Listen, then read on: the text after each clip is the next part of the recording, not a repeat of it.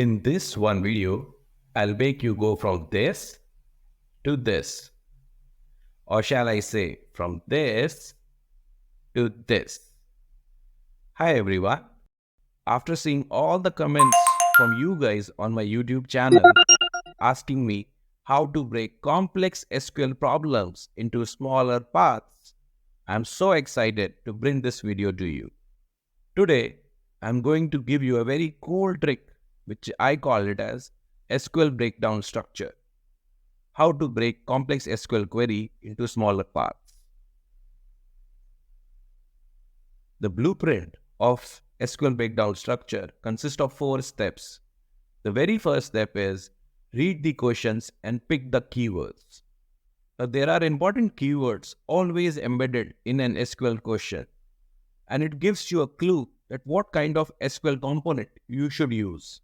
The second step is you create a derived table corresponding to each table mentioned in the question. You create a derived table with only the required columns and if any filter conditions required on that table. The third step is you refer to the SQL pattern system and the maze approach. So if you are not sure what is SQL pattern system and the maze approach, I will share the link in the description box below.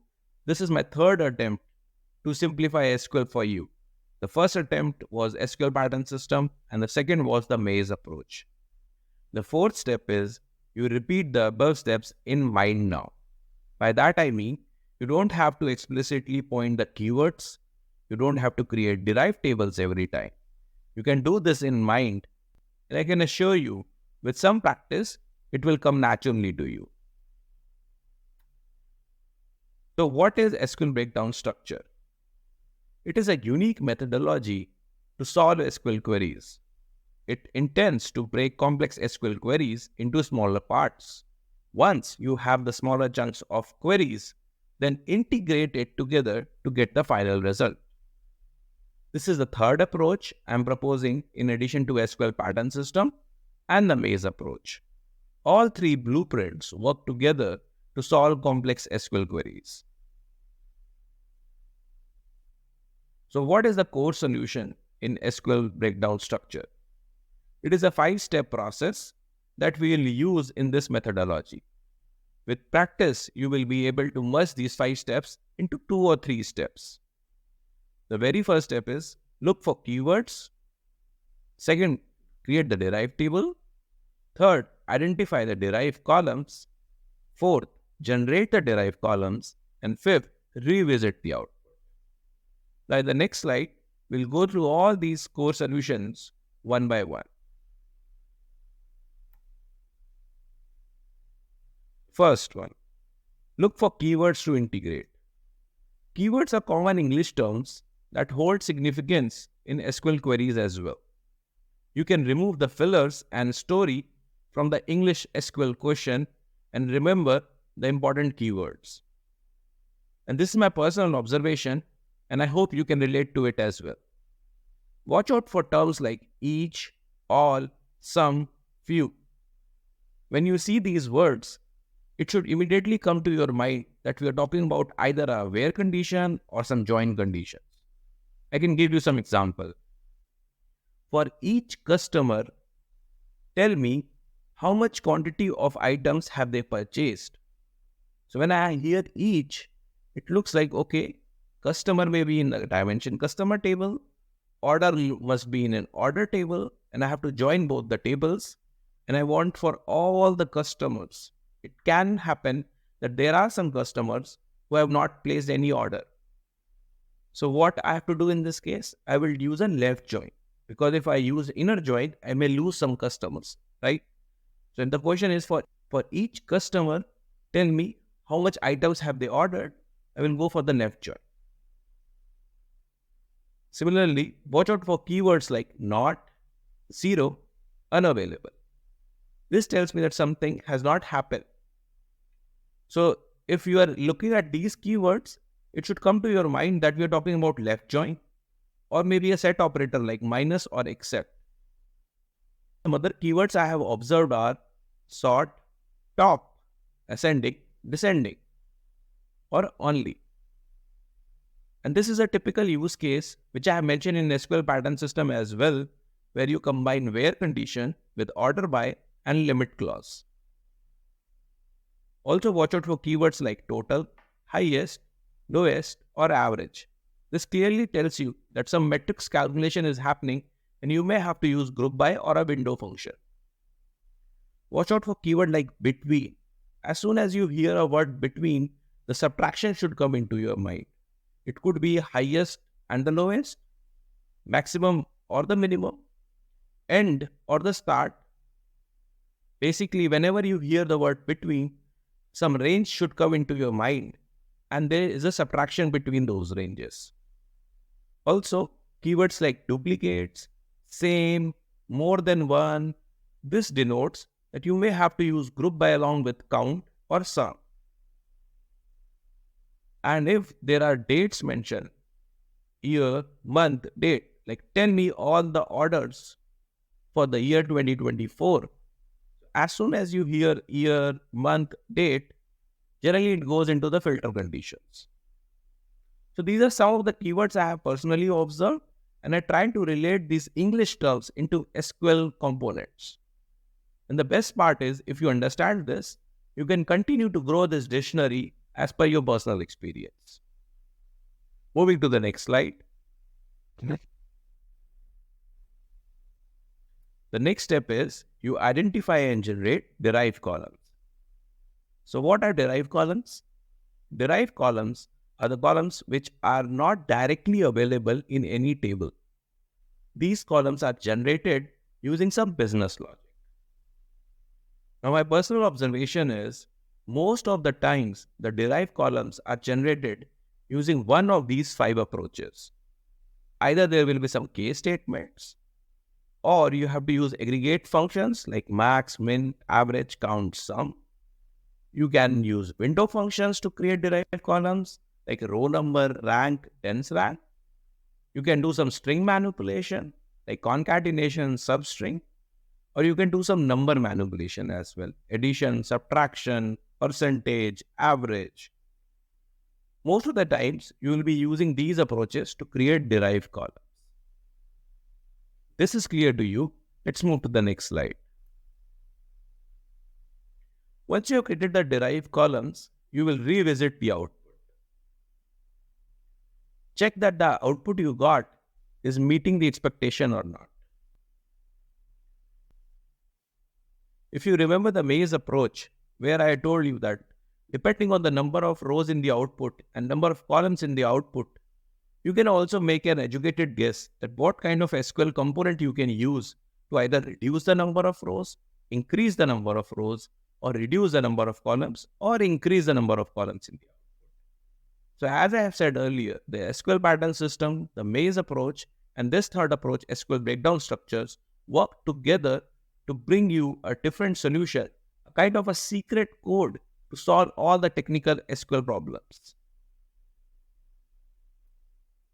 Now, let me use this approach to solve some of the SQL problems so that you can understand how to implement this in your day-to-day life. Alright, let's see SQL breakdown structure in action now. So, I have logged into data lemur. Assume there are 3 Spotify tables, artists, songs, and global song rank, which contain information about the artists, songs, and music charts respectively. So now all this is filler. What I will see is there are 3 tables. So what I will do is select star from artist, select star from songs, select star from global song rank.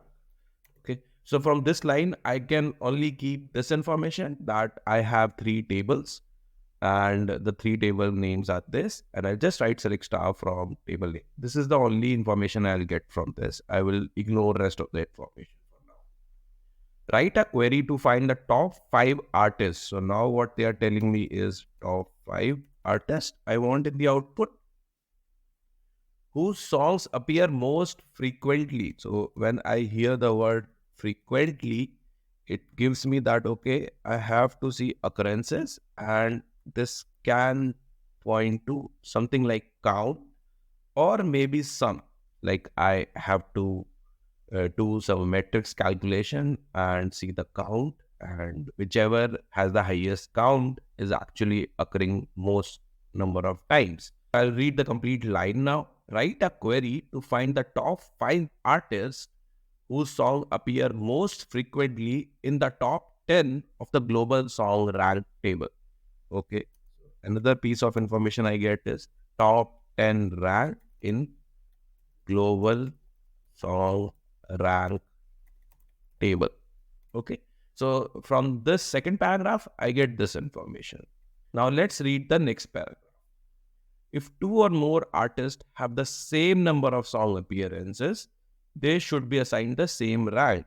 So it means I have to use either rank or dense rank now, because if I use row number, then it will assign 1, 2, 3, 4, 5, 6 sequence numbers without repeating, even if the values are same. But in this case, if the values are same, I want to assign the same rank. And the next line is, and the rank number should be continuous. So 1, 2, 2, 3, 4, 5. So 2 is occurring 2 times, but still it is not skipping 3. It means I have to use dense rank and not rank here. You got it, right? Because if this information was not available, it was, you could have assumed that you want to go for 1, 2, 2, 4, 5, or you want to go for 1, 2, 2, 3, 4, 5 rank. So if you are not skipping any numbers, it is dense rank. If you are skipping the numbers, then it is rank. This is all the information I have. I have 3 tables. I want to find top 5 artists. And how to find those top 5 artists is, those are frequently occurring in top 10 rank in global song, right? So let's go to the fundamental. I will put everything in a comment now, right?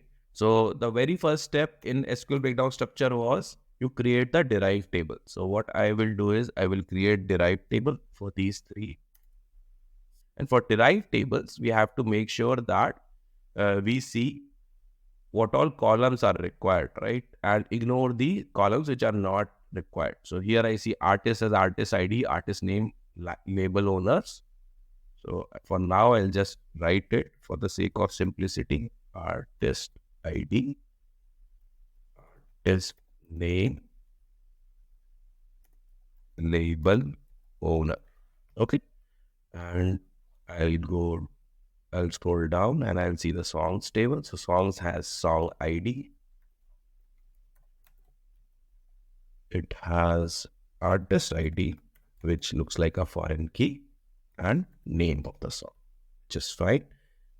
Now let's go to the next table. It's a global song rank and it has day, song ID, and rank.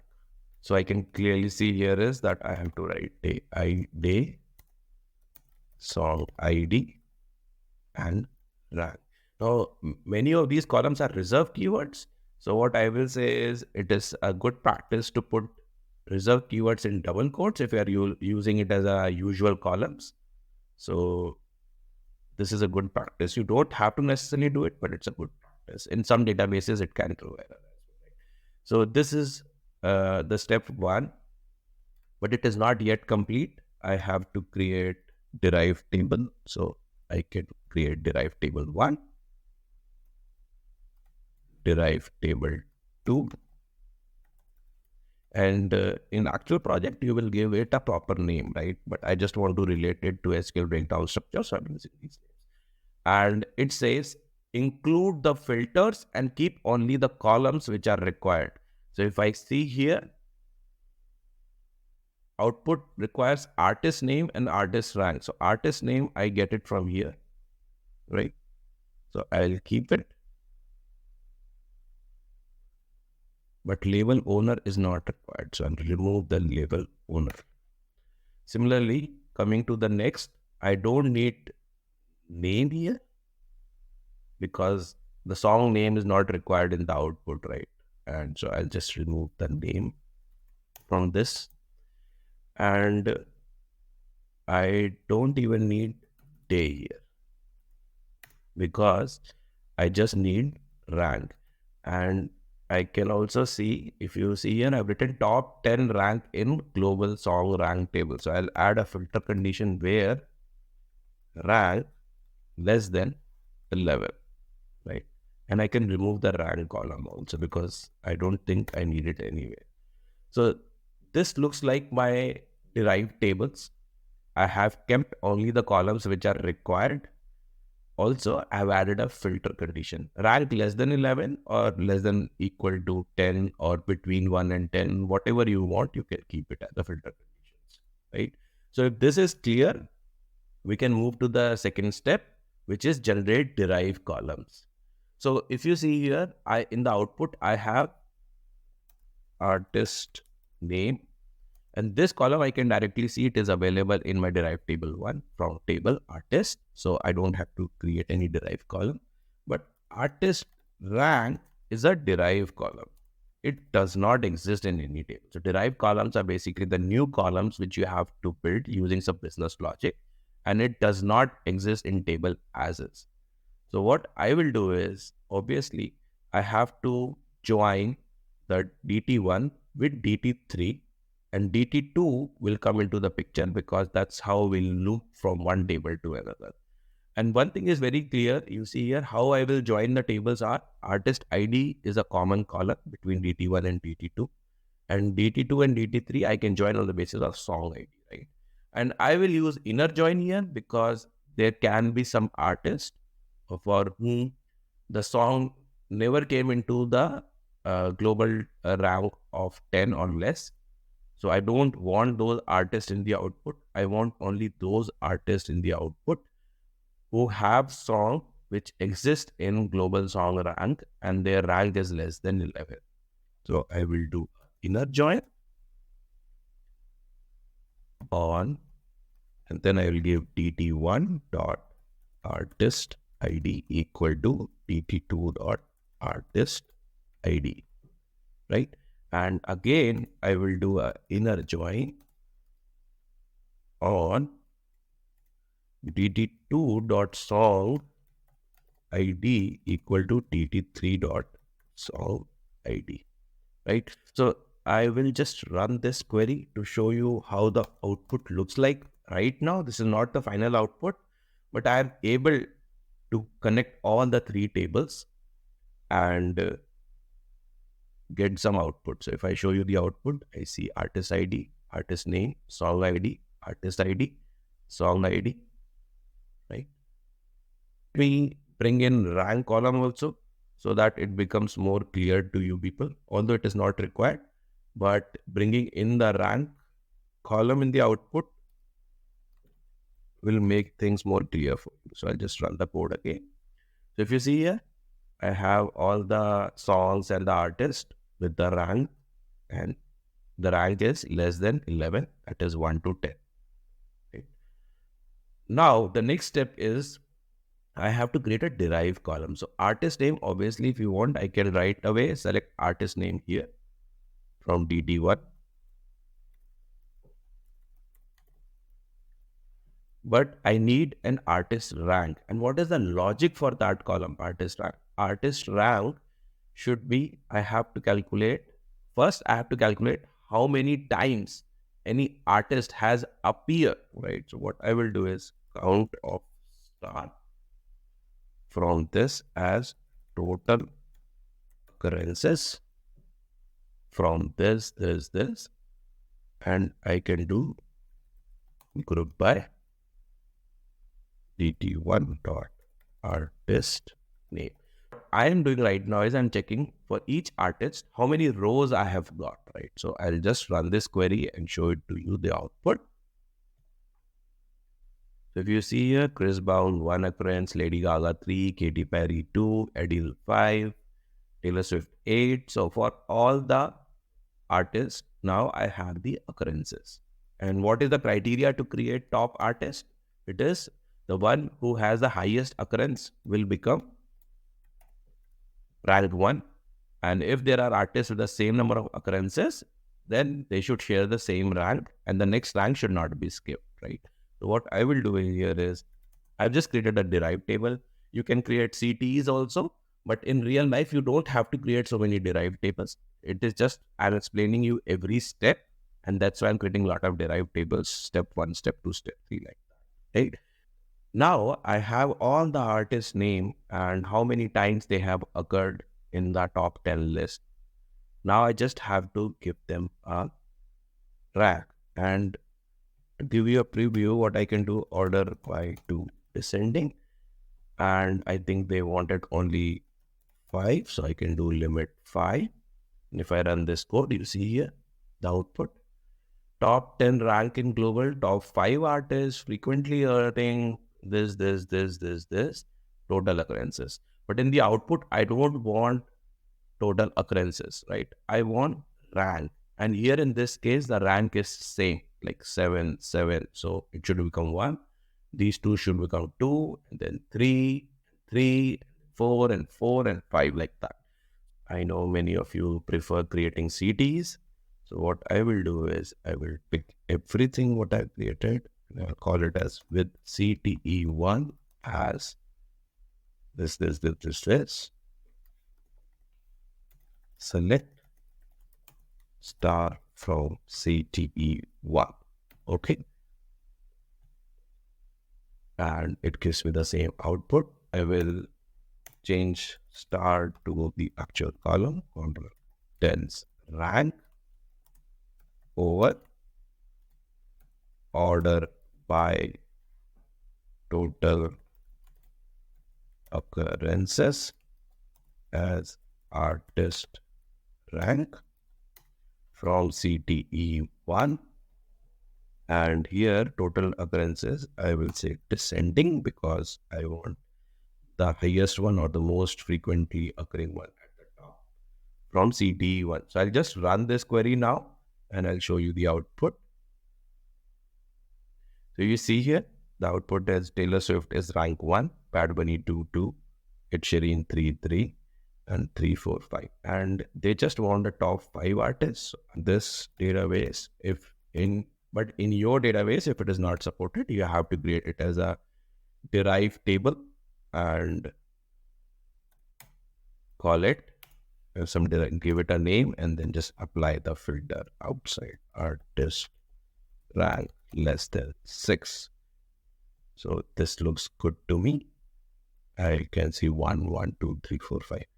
So you see here, right, how we moved from that query to this query. So we have the output. Let me submit. So I hope this tells you that how you can leverage SQL breakdown structure to break a complex SQL query into chunks and then conquer each chunks to get the output. In actual, if I have to write, I will not create these tables, DD1, DD2, DD3. I will directly use from table 1, inner join table 2, inner join table 3. But for the sake of simplicity, I have created it. And I've explained you each step at a time. Hope this helps. If you are still confused, drop a comment. And if you want me to make a video where I solve 10, 20 SQL problems just using this approach in SQL breakdown structure, SQL pattern system, the maze approach, all working together, drop a comment below. I'll definitely make a video solving 10, 20 SQL problems with that approach. All right. Hope this helps. Do like, share, subscribe, and drop a comment also. If you can understand what I'm teaching, drop a comment below. It definitely tells me that I'm teaching in the right manner.